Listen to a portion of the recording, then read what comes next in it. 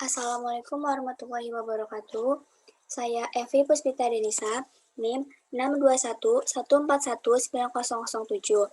Di sini saya akan mempresentasikan tentang tenis lapangan. Yang akan dibahas yaitu yang pertama, sejarah dan perkembangan tenis lapangan, kedua, peraturan dan ketentuan dasar tenis, ketiga, teknik dasar bermain tenis, keempat, teknik memegang raket tenis, kelima, taktik dalam bermain tenis lapangan, keenam, jenis-jenis lapangan tenis, dan yang terakhir yaitu perwasitan tenis lapangan. Sejarah tenis lapangan.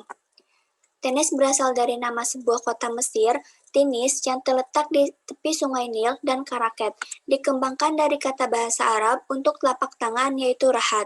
Sebagian besar sejarawan meyakini asal mula tenis adalah permainan kuno yang dimainkan di bagian utara Prancis pada abad ke-12. Asal mula permainan modern pada abad 19, barulah tenis dimunculkan kembali oleh para bangsawan Inggris. Sejarah tenis di Indonesia mulai berkembang pada tahun 1920-an seiring kian banyaknya murid-murid Indonesia memasuki sekolah-sekolah menengah, khususnya di kota-kota besar seperti Jakarta dan Surabaya. Peraturan dasar tenis lapangan. Pemain kehilangan poin apabila yang pertama, bola yang dipukul keluar dari garis, kedua, memukul bola 2 kali, ketiga, bagian tubuh pemain termasuk pakaian dan aksesoris menyentuh net atau sisi lapangan. Dan yang terakhir yaitu memukul bola sebelum melewati net. Ketentuan dasar tenis lapangan. Yang pertama itu ada raket tenis. Dalam permainan tenis lapangan, raket tenis harus memenuhi standar yaitu 29 inci atau 73,66 cm dan lebar 12,5 inci atau 31,75 cm dan terdapat areal pukul berupa senar dan harus rata. Dalam permainan tenis tidak diperkenankan memukul bola menggunakan alat lain atau anggota tubuh lainnya. Yang kedua itu ada net tenis. Untuk ukuran net, pada permainan tenis ini terdapat perbedaan tinggi antara pinggir net dengan bagian tengah. Pada bagian tengahnya dibuat lebih pendek sedikit yaitu 0,914 meter atau 4 mm.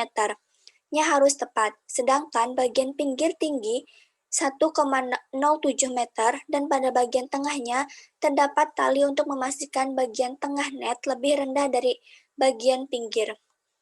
Yang ketiga itu ada bola tenis. Untuk bola tenis terbuat dari karet yang dilapisi bulu optik dengan diameter bola antara 6,541 cm sampai dengan 6,858 cm, sedangkan untuk berat bola tenis harus memenuhi standar yaitu antara 56,0 gram sampai 59,4 gram. Yang keempat itu ada lapangan tenis. Lapangan dalam permainan tenis harus rata dan untuk luasan harus memenuhi standar internasional yaitu dengan panjang 23,78 meter dan dibagi dua sama panjang.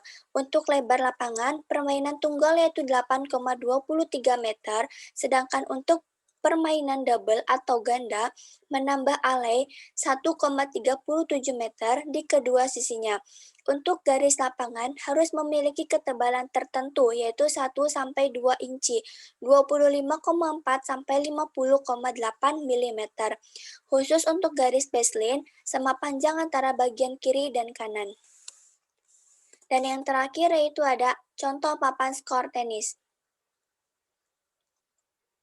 Perhitungan skor dalam tenis ini sangatlah berbeda dengan olahraga lainnya. Saat kita mencetak poin, kita tidak langsung mendapatkan satu game. Untuk mendapatkan satu game, kita harus mencetak beberapa poin terlebih dahulu, dan ini disebut poin kecil. Untuk poin kecil dimulai dari 0-0, jika kita mencetak poin maka skor berubah menjadi 15-0.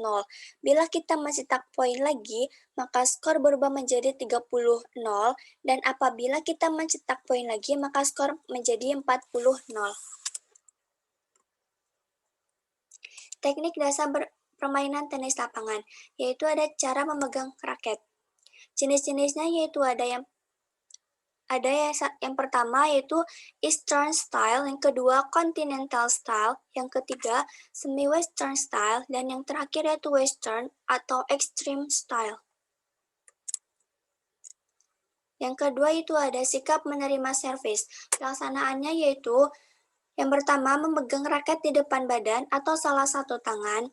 Kedua, tangan yang lain memegang leher raket. Yang ketiga, raket setinggi bahu. Keempat, badan agak membungkuk. Kelima, berdiri dengan kaki agak dibuka.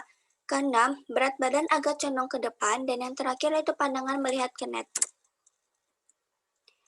Yang ketiga itu ada pukulan, yang terdiri dari yang pertama, forehand drive. Pelaksanaannya yaitu yang pertama tangan memegang raket, kedua raket diayun dari belakang, ketiga perkenaan bola di samping pinggang, dan yang terakhir gerakan lanjutan dilakukan dengan lengan lurus ke depan. Yang kedua itu ada backhand drive. Pelaksanaannya yaitu yang pertama, tangan memegang raket, kedua tangan diputar ke dalam atau ke kiri. Yang ketiga, perkenaan bola tepat di samping kiri pinggang. Dan yang terakhir, gerakan lanjutan ke arah depan. Yang ketiga itu ada servis. Pelaksanaannya yaitu dengan yang pertama, pegang raket dengan cara kontinental. Yang kedua, berat badan ke depan saat bola dilambungkan. Yang ketiga, bola dilambungkan ke sebelah kanan badan. Yang keempat, lutut ditekuk. Yang kelima, memukul bola dengan posisi tangan lurus. Yang keenam, kaki belakang pindah ke depan. Dan yang terakhir, badan menjaga keseimbangan. Yang keempat itu ada pukulan voli. Pelaksanaannya yaitu yang pertama, pegang raket. Yang kedua, berat badan di kaki belakang. Yang ketiga, kaki belakang dilangkahkan ke depan pada saat perkenaan bola, tangan diluruskan. Yang keempat, pukulan tidak keras. Yang kelima itu ada pukulan melambung atau lob. Pelaksanaannya yaitu yang pertama, pegang raket, tarik ke belakang. Yang kedua, perkenaan bola dilakukan secara rileks. Dan yang terakhir, gerakan lanjutan ke arah depan. Yang kelima yaitu ada pukulan overhead smash. Pelaksanaannya yaitu yang pertama, pegang raket. Yang kedua, angkat raket ke atas. Yang ketiga, kaki kanan di belakang. Dan yang terakhir, perkenaan bola tepat di atas kepala. Yang keenam itu ada pukulan chop.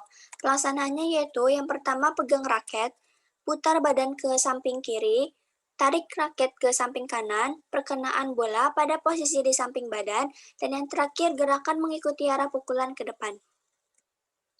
Teknik memegang raket tenis. Agar dapat bermain tenis dengan baik, salah satu kunci utamanya adalah teknik memegang raket atau grip dengan sempurna. Aplikasi pegangan grip dalam pukulan yaitu ada macam-macamnya. Yang pertama, forehand continental grip. Dengan posisi tangan berada tepat di atas gagang raket dan posisi pangkal telunjuk berada di sudut 1 atau untuk pemain tangan kanan atau sudut 4 untuk pemain kidal. Macam yang kedua yaitu forehand eastern grip. Dengan posisi dari pangkal telunjuk cenderung berada pada sisi kanan untuk pemain tangan kanan atau sisi kiri untuk pemain kidal. Yang macam ketiganya yaitu forehand semi-western grip. Dengan menempatkan pangkal jari telunjuk Anda di sudut 2 atau untuk pemain tangan kanan atau 3 untuk pemain kidal. Yang keempat itu ada forehand western grip. Dengan menempatkan posisi pangkal telunjuk pada sisi bawah dari gagang raket. Dan yang terakhir yaitu ada service. Ada service slice, American twist service, dan flat atau cannonball service. Taktik dalam bermain tenis lapangan. Yang pertama itu ada taktik dalam bermain tunggal. Taktik service, lakukan dekat garis tengah sehingga kedua sisi lapangan dengan mudah dapat dikuasai. Sebaliknya, jika menerima servis, pukullah kembali sedalam mungkin sehingga jatuh mendekati garis belakang. Maju ke depan net. Untuk melawan pemain yang gugup, namun yang perlu diperhatikan, jangan sekali-kali ke depan net bila pukulan dalam kita tidak benar-benar jatuh ke daerah belakang lawan. Yang kedua itu ada taktik dalam bermain ganda.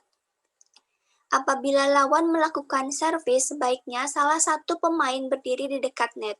Namun sebaliknya, jika lawan sedang menerima servis yang kita lakukan, maka kawan kita akan berdiri di depan garis servis.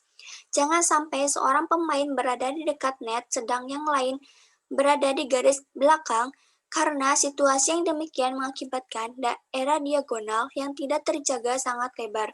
Dalam permainan ganda, kecepatan pukulan lebih penting daripada kerasnya pukulan. Jenis-jenis lapangan tenis, yaitu ada 4. Yang pertama, grass court atau lapangan rumput. Yang kedua, hard court atau lapangan semen. Yang ketiga, clay court atau lapangan tanah liat. Dan yang terakhir itu ada indoor. Perwasitan tenis lapangan. Tugas dan tanggung jawab seorang wasit tenis yaitu yang pertama, berpegang pada peraturan atau rule, Grand Slam rule, Grand Slam tournament regulation, Grand Slam code of conduct, Tour code of conduct, rule of tennis, dan TDP peliti. Yang kedua, sebelum pertandingan mengadakan pertemuan dengan semua petugas lapangan. Yang ketiga, sebelum pertandingan dimulai menemui pemain untuk melengkapi tugasnya sebagai umpire. Yang keempat yaitu memberikan waktu pemanasan selama 5 menit kepada pemain membawa stopwatch. Yang keenam, perhatikan bahwa semua peraturan diperhatikan oleh pemain dan semua petugas yang ada di lapangan. Yang ketujuh, mengulangi call dari penjaga garis apabila call diucapkan dengan suara yang lemah atau suatu close call. Yang kedelapan, mengisi score sheet atau scorecard selama pertandingan berlangsung. Yang kesembilan, mengoverrule suatu call penjaga garis pada kasus clear mistake atau kesalahan nyata. Dan yang terakhir yaitu berusaha sungguh-sungguh untuk mengendalikan penonton. Sikap seorang wasit secara umum. Yang pertama yaitu selalu menjaga sikap dan tingkah laku baik pada saat bertugas maupun ketika tidak sedang bertugas. Tidak banyak bicara, santun terhadap orang lain, dan tidak menerima perhatian orang lain. Selalu menjaga jarak dengan kontingen atau pemain atau pelatih, terutama yang akan bertanding. Bersikap tenang dan berhati-hati dalam mengambil keputusan baik saat bertugas maupun tidak. Menjaga kewibawaan diri baik ketika sedang bertugas maupun tidak, sebab ini menyangkut kepercayaan tim terhadap pribadi wasit. Yang keenam yaitu harus bertindak adil dalam mengambil keputusan, harus melindungi yang lemah dari intimidasi tim lain, bertindak cepat dan tepat sesuai dengan aturan serta tidak merugikan orang lain, harus jujur dalam perkataan maupun perbuatan, yang terakhir dapat menerapkan semua peraturan pertandingan serta dapat menginterpretasikan kejadian sesuai dengan peraturan. Terima kasih. Sekian dari saya. Wassalamualaikum warahmatullahi wabarakatuh.